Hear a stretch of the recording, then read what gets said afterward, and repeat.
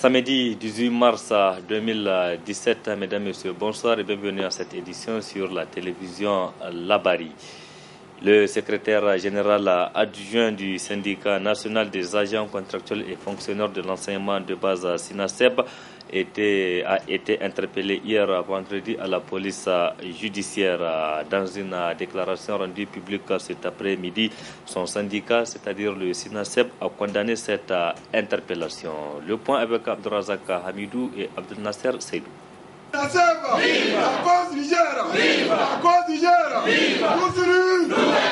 Cette déclaration fait suite à l'arrestation du SGA du Ben Sinaseb, Seyni Harouna, hier vendredi soir. Une arrestation qualifiée d'enlèvement par le Sinaseb qui considère que le ministre d'État chargé de l'Intérieur procède à la mise en exécution des menaces proférées contre le Sinaseb et ses responsables. C'était sans surprise que le vendredi 17 mars 2017, le premier secrétaire général adjoint du Sinaseb a été enlevé, puis conduit manu militari dans les locaux de la police judiciaire. Ce qui dénote la mise en exécution de la menace proférée par le ministre d'État chargé de l'Intérieur contre le SINASEB et ses responsables. Cette énième provocation des amateurs qui animent le pouvoir en place est une manigance qui n'est ni plus ni moins le début d'un projet de déstabilisation de notre très chère organisation. Mais qu'il se rassure, comme toutes les autres tentatives, celle-là également vient d'échouer parce qu'il n'aime pas susciter la riposte attendue. Le fallacieux chef d'accusation, usurpation de titre, parce que le camarade Seyni Harouna écope d'une sanction administrative, est une violation flagrante des conventions 87 et 98 de l'OIT ratifiées par l'État du Niger, mais aussi de la Constitution et le Code du travail en vigueur. Le Ben Sinaseb rappelle au gouvernement en quête de popularité que conformément aux dispositions des statuts et règlements de notre organisation, la sanction administrative du camarade Seyni Harouna n'entache en rien son mandat électif qui court jusqu'au 6 avril 2018. Comme si le ridicule ne tue pas les renaissants. Connaissant pertinemment la situation administrative du camarade, il a conduit la délégation du SINASEB dans toutes les discussions avec le comité interministériel chargé de négocier avec les partenaires présidé par le ministre d'État Bazoum. La signature du communiqué conjoint du 13 décembre 2016 paraphié par le camarade Seyni Harouna en est une parfaite illustration. Le Ben Sinaseb rassure les camarades que ces arrestations et autres intimidations résultent de l'incapacité des princes au pouvoir à faire face aux véritables préoccupations des enseignants et du peuple en général. Et rien ne saurait nous dévier du noble combat engagé pour la défense des intérêts des militants. Aguerri de les stratégies de manipulation, le Ben Sinaseb constate que cette situation, sciemment orchestrée, est de nature à détourner l'opinion sur les affaires de détournement des deniers publics et tous les autres scandales révélés par certaines presses nationales et internationales. Au vu de ce qui précède, le Ben Sinaseb 1 constate qu'en agissant ainsi, le gouvernement de la 7e République vient de dépasser les bornes à nous attribuer. 2. Dénonce la manière peu orthodoxe par laquelle le camarade SGA1 a été interpellé et gardé à vue par la police sans visite. Condamne avec la dernière énergie l'attitude batte-en-guerre, la haine viscérale, le mépris vis-à-vis des enseignants du Niger et leur organisation par les autorités de la 7e République. Exige la libération immédiate et sans condition du camarade Seyni Harouna, premier secrétaire général adjoint du bureau exécutif national du SINASEB. 5. Lance le mot d'ordre d'alerte maximale au sein de toutes les structures régionales, départementales et communales, ainsi que les instances de la structure. 6. Réaffirme avec force sa ferme détermination à poursuivre la lutte pour la restauration de la dignité de l'enseignant, le respect de la liberté syndicale et des accords qui le lient au gouvernement. 7.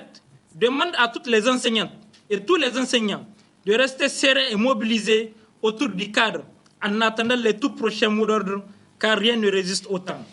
8. Appelle tous les citoyens soucieux du devenir de l'école publique à une mobilisation générale pour sauver l'école et les lois de la République. Le Ben Sinaseb a aussi tenu à féliciter les organisations sœurs de la société civile, du BIT et du CSI pour leur soutien apporté. Restant toujours dans le domaine de l'éducation, et c'est pour parler de la situation de l'école publique au Niger qui devient de plus en plus préoccupante pour les parents d'élèves. L'année scolaire 2016-2017 est déjà à son deuxième trimestre sur le plan éducation. Rien n'est fait. À 3 mois de la fin de cette année, les parents appellent le gouvernement et les syndicats au dialogue pour sauver ce qui peut l'être. Le reportage est signé Areta Salah et Ibrahim Abdou. L'école nigérienne est complètement à terre depuis la rentrée scolaire. Que des perturbations dans ce secteur dues aux grèves perlées des élèves et des enseignants. Une situation qui interpelle tout le monde selon Maître Marima Lamdouda, parent d'élèves. Quand il n'y a pas l'école, nous avons tous les problèmes du monde. Il y a un connaisseur qui a dit, si vous voulez détruire un pays, ce n'est pas la peine de lui faire la guerre. Il faut agir sur son système éducatif. Si vous agissez sur le système éducatif d'un État, eh bien vous allez le mettre sur le tapis. Je vous dis franchement, c'est ce que nous vivons. Un dicton de chez nous a dit que quand 2 éléphants se battent, c'est l'herbe qui en pâtit. Effectivement, cette herbe, ce n'est personne d'autre que nous, les parents d'enfants et nos enfants nous-mêmes. L'école nigérienne aujourd'hui, la situation de l'école nigérienne est déplorable. Parce que tantôt, c'est les élèves qui sont en grève. Tantôt, c'est les enseignants qui sont en grève, les enseignants titulaires. Tantôt, c'est les contractuels qui sont en grève. Tantôt, c'est l'État qui n'honore pas ses engagements. Tous ces problèmes réunis font que, en tout cas, nous, l'école nigérienne, est franchement en agonie, pour ne pas dire qu'elle est morte. 2 trimestres sont déjà passés et rien n'est fait, surtout au niveau secondaire où les élèves attendent encore dans plusieurs matières. Ce qui amène les parents d'élèves à mettre en garde le gouvernement quant à une probable année blanche. Le système, aujourd'hui, l'État a une grande faute, les contractuels ont une grande faute, et aussi même les autres. Parce que peut-être que dans ce comportement, il y a des gens dans l'ombre que nous ne comprenons pas. Nous, les parents, nous voulons que les enfants aillent à l'école. Mais attention, madame, là où les gens vont nous voir, où ils n'ont pas l'habitude de nous voir, c'est quand ils vont nous déclarer une année blanche. S'ils déclarent une année blanche, madame, monsieur, ils nous verront. Les parents d'élèves. Que ce soit nous, les parents d'élèves, nous allons nous organiser. Que ce soit l'État, que ce soit les contractuels, que ce soit les autres enseignants. Si on nous déclare une année alors que beaucoup de parents ont payé l'école pour leurs enfants et d'autres sont en train de payer avec les COJES, donner les trucs de papier, tout ça, et en pleine année comme ça, nous ne tolérerons jamais qu'on nous déclare une année blanche. Ça, ce qui se dessine à l'horizon, c'est cette année blanche-là. En tout cas, elle n'aura pas lieu. Elle n'aura pas lieu. Je ne vois pas quelqu'un qui va prendre cette décision impopulaire pour nous rendre l'année blanche. Il y a une possibilité peut-être de proroger l'année. Le système éducatif nigérien est malade. Une des situations qui peut nuire au développement du pays avec son taux élevé déjà des analphabètes. Interpellation ce samedi du gouvernement par les députés nationaux. Motif de celle-ci, la gestion des opérations militaires, notamment sur le Niger qui est engagé, comme vous le savez, dans la guerre contre les terroristes. Des discussions ont eu lieu à huis clos à la grande déception des députés de l'opposition. Il s'agissait pour les députés interpellateurs de savoir et d'éclairer les Nigériens sur la gestion des questions sécuritaires au Niger. Les responsables en charge de cette question ont fait le point à la représentation nationale. Qu'il n'y a aucune portion de notre territoire qui soit sous le contrôle d'une force qui ne soit pas la force légitime de l'État du Niger. Nous avons dit à nos députés le niveau des dépenses, le niveau d'investissement que nous avons fait dans nos forces armées, dans nos forces de défense et de sécurité, qu'il s'agisse de la police, de la gendarmerie, de la garde ou des FAN. Nous avons dit les effectifs de nos soldats. Nous avons dit les effectifs de nos morts. Il n'y a aucun tabou, il n'y a aucune question qui a été tabou. Nous avons expliqué et nous avons toutes les raisons d'être fiers de nos FDS au regard des victoires que nous avons enregistrées. Seulement, l'opposition déplore le fait que les Nigériens n'aient pas suivi les débats en direct. Ils se sont déroulés à huis clos. Nous ne sommes pas du tout satisfaits, comme en fait c'est le même rituel. Et vous savez qu'ils ont mis un préalable qui a consisté d'abord à faire de la censure. Donc le peuple nigérien aujourd'hui a été censuré parce que celui qui a besoin aujourd'hui de savoir quelles sont les dispositions qui sont en train d'être prises pour prévenir les différents revers que nous enregistrons. Et aujourd'hui, la majorité a refusé à ce peuple, n'est-ce pas, de jouir de ce droit-là, arguant qu'il s'agit de questions militaires. Or, nous avons été clairs. Nous ne sommes pas là ce matin pour parler de stratégie militaire ou parler de questions de secret défense. Nous sommes là pour demander des comptes par rapport à des budgets que publiquement nous avons votés, par rapport à des fonds que nous avons alloués au gouvernement pour ce secteur-là, qui, en toute vraisemblance aujourd'hui, ne permettent pas d'assurer la sécurité de nos concitoyens au vu effectivement de la situation que nous observons sur le terrain. Nous avons dit que nous ne ferons rien qui puisse heurter, n'est-ce pas, la susceptibilité ou le moral ou la conscience de nos concitoyens. Donc c'est un décompte macabre. Aujourd'hui, ce n'est pas ça le plus important pour nous. Il faut d'abord reconnaître à ces dignes fils du pays qui sont tombés sur le champ d'honneur ce qu'ils ont fait pour la patrie. Il faut maintenant faire en sorte que ceux qui sont vivants puissent disposer de beaucoup plus de moyens, pas de moyens virtuels, pour pouvoir faire face à la situation imposée à notre peuple. Mais pour le ministre de la Défense nationale, les investissements consentis par le gouvernement dans le domaine de la sécurité ont permis de maîtriser la situation. On ne peut pas empêcher à une opposition de tirer les conclusions qu'elle veut tirer. Mais le fait est que, aujourd'hui, il circule librement dans ce pays. Ce qui n'est pas donné dans nos pays voisins, dans les pays voisins du nôtre. Donc la réalité, elle est là. Le Niger tient debout. Mais nous vivons librement à Niamey, nous vivons librement à Tillabéri. L'interpellation du gouvernement ce samedi relativement à la question sécuritaire est intervenue après les récentes attaques terroristes qui ont fait plus de 20 morts dans les rangs des forces de défense et de sécurité entre le 22 février et le 6 mars dernier.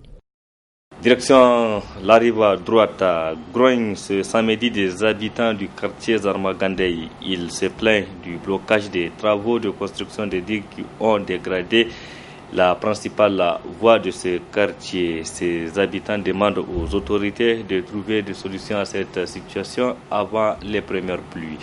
Le reportage est signé Asama Ousseidou et Chebou Guissou. Nous sommes ici au quartier Zarmagandei, c'est à la rive droite.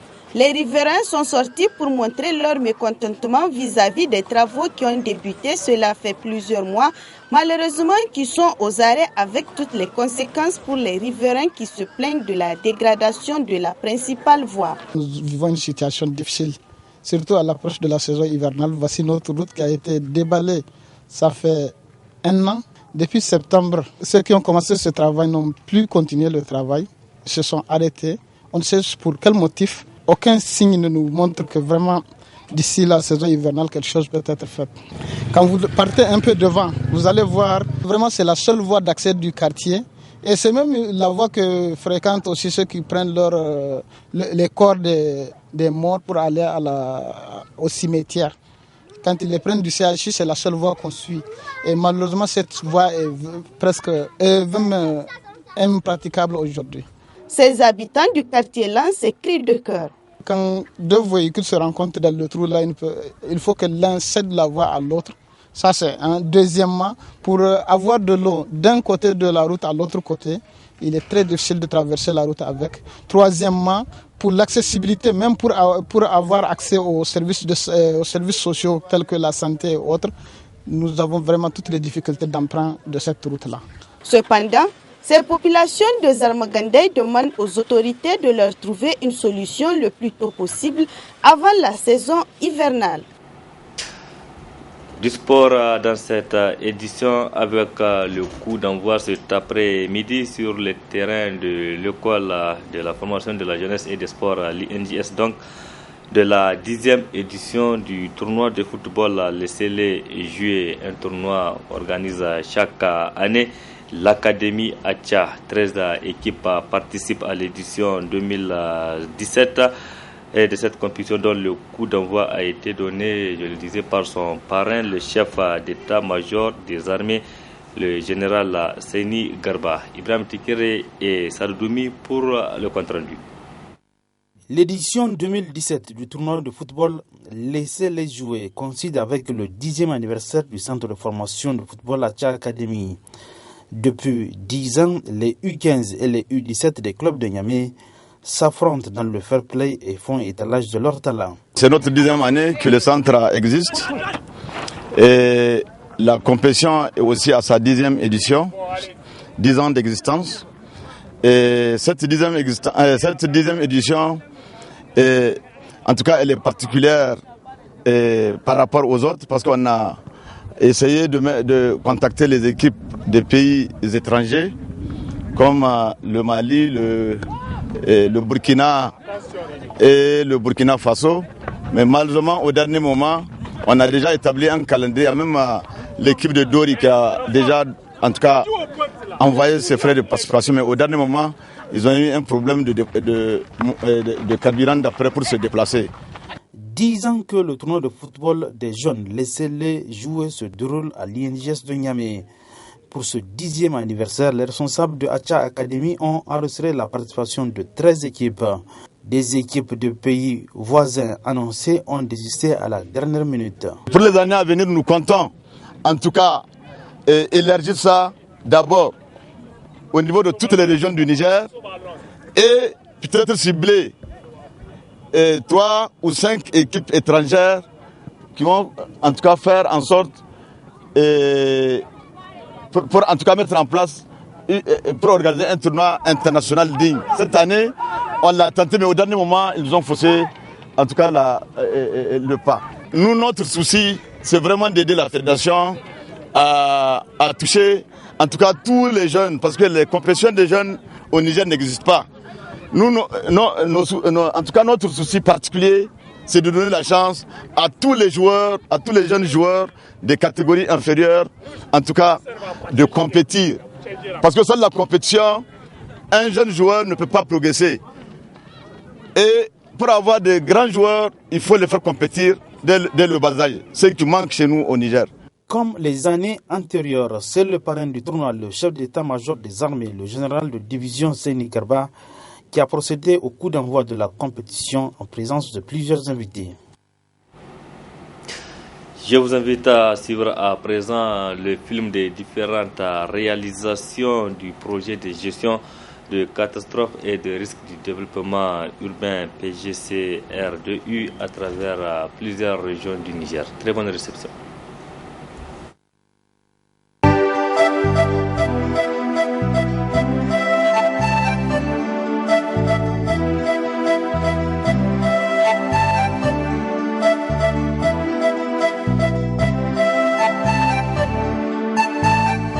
Le projet de gestion des risques de catastrophes et de développement urbain PJRCDU est une réponse aux inondations de 2012 qui ont considérablement endommagé les infrastructures sociales de base et les périmètres irrigués situés au bord du fleuve et de la Komandougou. Ces inondations avaient causé des dégâts importants ainsi que des pertes en vies humaines.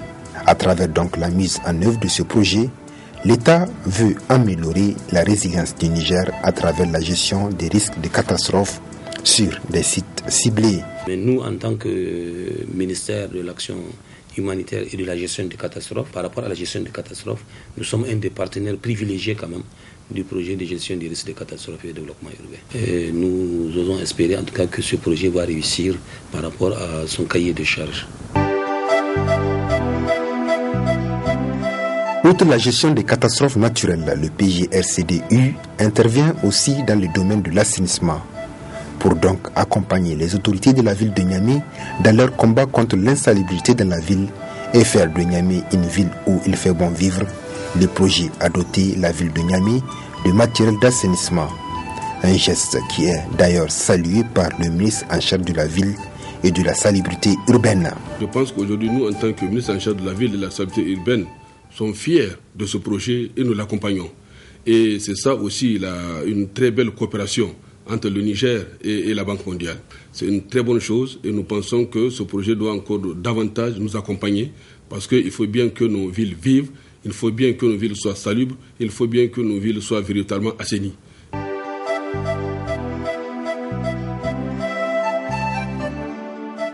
La Direction générale de la protection civile a bénéficié elle aussi de la part du PGRCDU de plusieurs matériels d'intervention.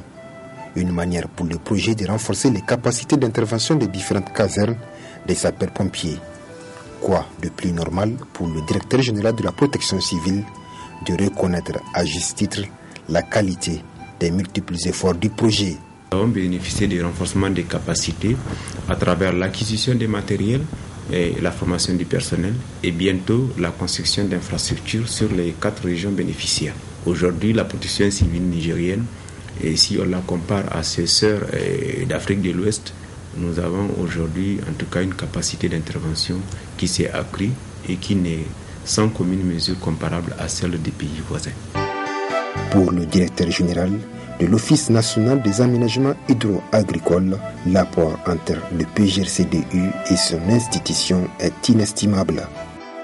Nous avons bénéficié à partir de l'année 2015 et 2016 du matériel composé des engins lourds et des camions. Donc les engins lourds de terrassement comme les bulldozers, les niveleuses, les compacteurs, les camions, les citernes, en tout cas d'un montant équivalent à peu près 3 milliards de francs CFA, un peu plus de 3 milliards de francs CFA, ce qui est important par rapport en tout cas au rééquipement de l'office. Je crois que c'est le deuxième financement après l'effort que l'État a fait en 2014, donc de 3 milliards et demi. Pour améliorer la résilience des populations de la région de Difa, le PGRCDU a dans son programme d'action d'urgence mené plusieurs réalisations dans cette localité, dont en ambulance au profit des populations, réalisation de 40 ouvrages de mini-adduction d'eau potable solaire repartis dans la région, la construction de 8 km de tronçons en bitume bicouche entre Ménosroa et Guédam, pour ne citer que celle-là. En seulement 2 ans de mise en œuvre, le projet de gestion des risques de catastrophes ou de développement urbain a eu à mener plusieurs activités dans ces différentes zones d'intervention.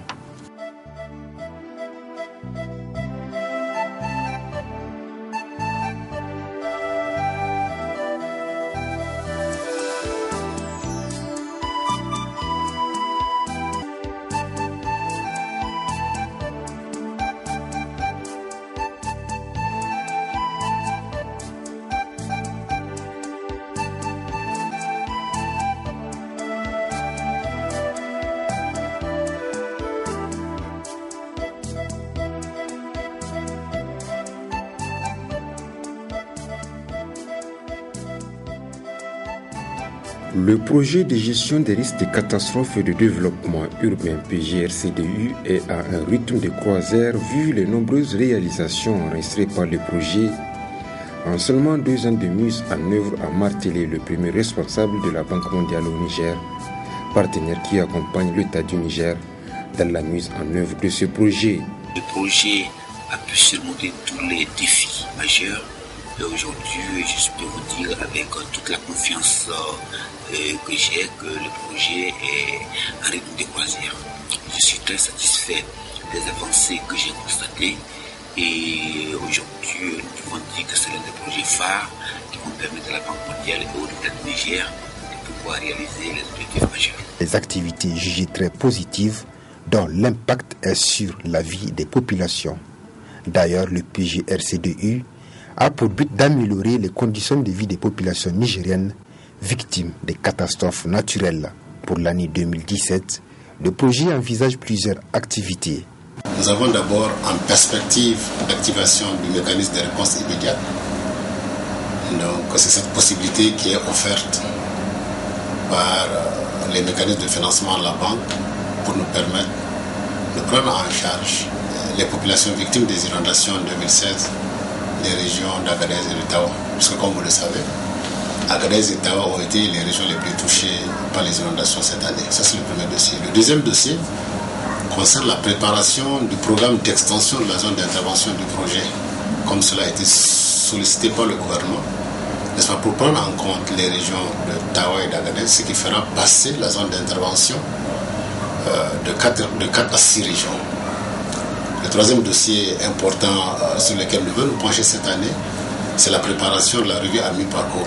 Parce que comme vous le savez, c'est au cours de cet exercice que les décisions importantes sur l'orientation du projet sont prises, n'est-ce pas, par les deux parties, le gouvernement et la Banque mondiale, bien sûr en se basant sur les résultats atteints par, disons, le projet. Maintenant, dans le cadre du développement urbain, de la gestion des catastrophes et du renforcement des capacités, nous allons poursuivre, n'est-ce pas, disons, notre appui pour l'amélioration de l'assainissement urbain au niveau de l'ensemble des communes. Nous allons poursuivre nos investissements en matière d'hydraulique. Il s'agira, disons, d'appuyer les communautés à travers les mini-AEP, les forages des pluies. Pour ce qui concerne le volet agriculture, c'est la réhabilitation des aménagements hydro-agricoles. On a en projet la réhabilitation de 9 aménagements hydro-agricoles. Il y a quelques infrastructures aussi, en tout cas, disons, qui vont être construites dans le domaine précisément de l'éducation. Il s'agira de la construction et la réhabilitation, disons, l'équipement aussi des salles de classe et la construction des cadres de santé intégrés. Placé sous la tutelle du cabinet du Premier ministre, le PGRCDU œuvre inlassablement et quotidiennement pour le bien-être des populations et créer un cadre de vie agréable aux populations des zones d'intervention du projet.